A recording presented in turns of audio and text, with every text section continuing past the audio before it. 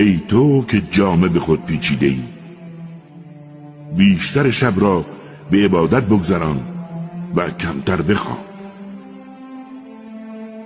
یا نیمی از شب را یا اندکی از نیمه کم کن،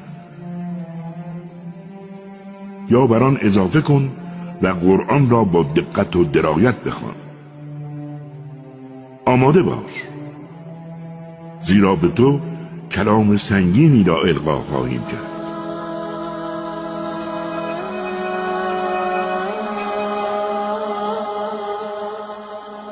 حقیقتاً برخاستن در شب دارای آثار پابرجاتر و گفتار راستین‌تر است، زیرا در روز کارهای بسیاری خواهی داشت. نام پروردگار بزرگت را یاد کن، دل از همه برکن و فقط به او بپیوند، آن پروردگار مشرق و مغرب که جز او هیچ معبودی نیست. پس فقط او را وکیل و کارساز خود کن.